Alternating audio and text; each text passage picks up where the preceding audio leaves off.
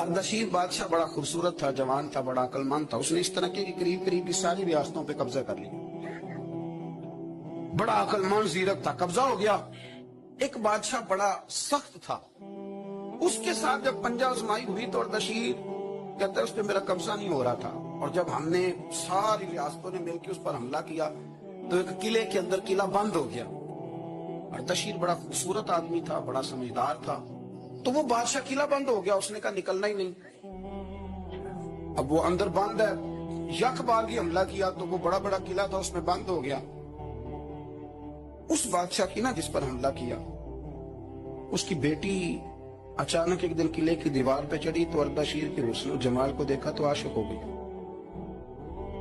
اور اپنے ہی باپ کے خلاف اسے کہنے لگی کہ اگر تو میرے ساتھ شادی کا وعدہ کرے نا تو میں تجھے رستہ بتاتی ہوں حملہ کرنے. اس نے کہا میرا وعدہ رہا، تو رستہ بتا. اس نے رستہ بتایا اس لڑکی نے، اور بادشاہ نے حملہ کیا تو اس کا باپ قتل کیا، اس علاقے پہ قبضہ کیا شادی کے وعدے پر. ہاں نفسانی خواہش بندے کو اندھا کر دیتی، نہیں سمجھ آتی اس کو میں کدھر جاؤں، اندھا کر دیتی.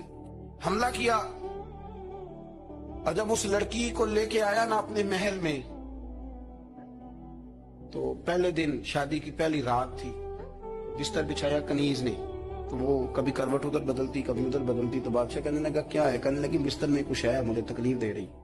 اس نے چراغ جلائے اور جب بستر اٹھایا تو ایک اتنا سا دھاگا نکلا. دھاگے سے عموماً تکلیف نہیں ہوتی. تو اس نے کہا تو اتنی نرم و نازک ہے کہ دھاگا. کہنے لگی میرا باپ نا میرے ساتھ اتنا پیار کرتا تھا کہ روز میرا بستر بھی خود بچھاتا تھا، اور اس نے آلہ رکھا ہوا تھا، وہ ناپتا تھا کہ کوئی پایا اونچا نیچا تو نہیں، میری بیٹی کا بہنا سوتے وقت خراب نہ ہو جائے. اور میرے لیے گوشت اور کپڑے بھی خود پسند کر کے لاتا تھا، کھانے پینے کا خود خیال کرتا تھا. اردشیر کہنے لگا اچھا وہ اتنا پیار کرتا تھا، اور پھر تو نے اس کے ساتھ کیا کیا؟ کہنے لگا بلاؤ کنیزوں کو بلایا، فرمایا اس کو اٹھاؤ اور جلاد کے پاس لے جاؤ.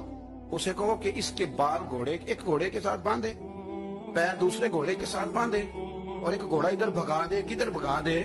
یہ جس کے باپ نے اتنا پیار کیا، یہ نفس کی اتنی غلام ہے کہ اس کی وفادار نہیں رہی تو میری وفادار کیسے بنے؟